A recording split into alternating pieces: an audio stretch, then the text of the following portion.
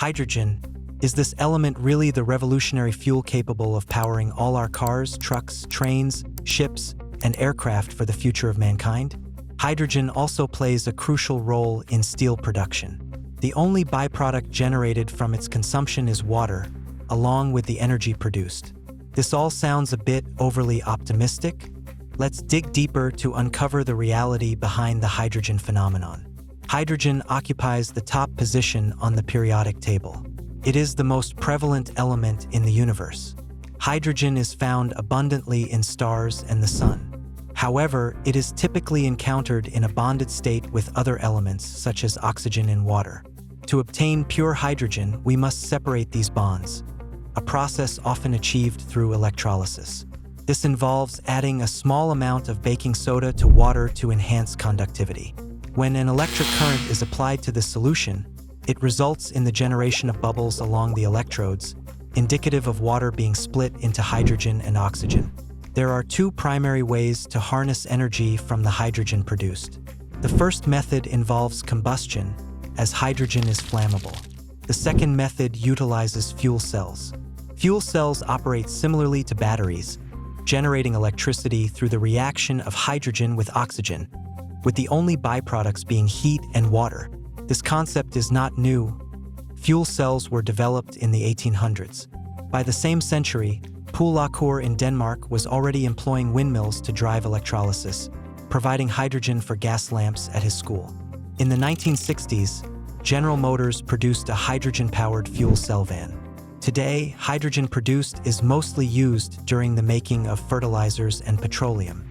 As a fuel source, hydrogen is not as cost-effective as burning fossil fuels. As the global acknowledgement and the urgency of the climate crisis, many companies and nations are committing to reduce emissions and strive for net zero.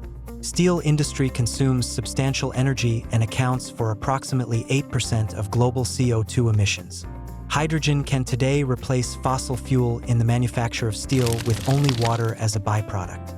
In 2021, the Swedish company Saab produced its first fossil-free steel, and other steel manufacturers are working on similar innovations that they anticipate will be market-ready by the middle of the decade. In 2020, the first commercial-sized hydrogen-powered aircraft took flight.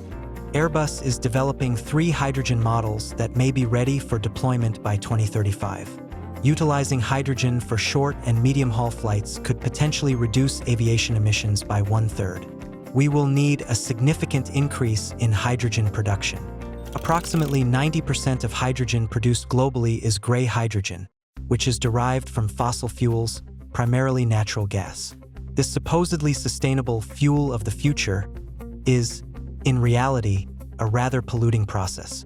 One alternative is blue hydrogen, which refers to hydrogen produced from fossil fuels combined with carbon capture and storage techniques. This process still produces CO2 emissions. Research indicates that blue hydrogen may actually have a larger greenhouse gas footprint than direct natural gas combustion. This situation is exacerbated by methane leaks occurring throughout the supply chain, as methane is significantly more potent than CO2 in contributing to short-term global warming.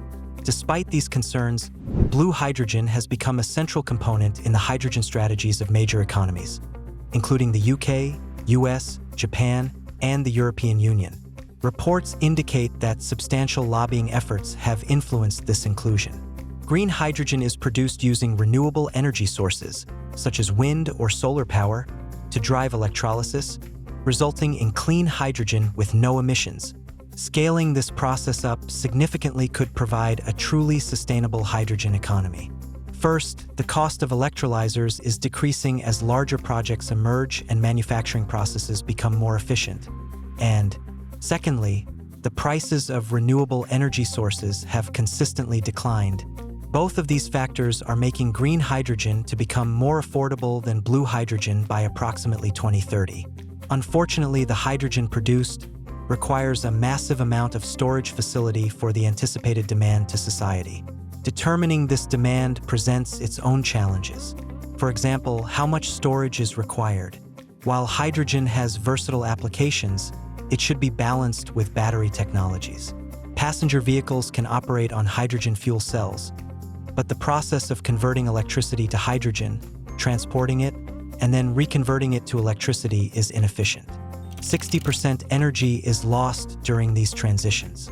In contrast, using electricity directly to charge lithium-ion batteries, which then power electric motors, incurs only a 20% energy loss. Advancements in battery technology is leading to the possibility that battery electric trucks could dominate the market in the future, as evidenced by recent studies. Historically, green hydrogen has faced a chicken-and-egg dilemma regarding supply and demand growth.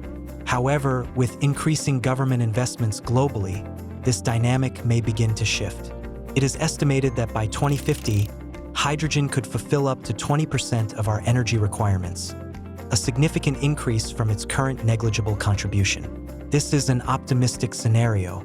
If substantial advancements are not achieved within this timeframe, meeting overall climate objectives will become increasingly challenging.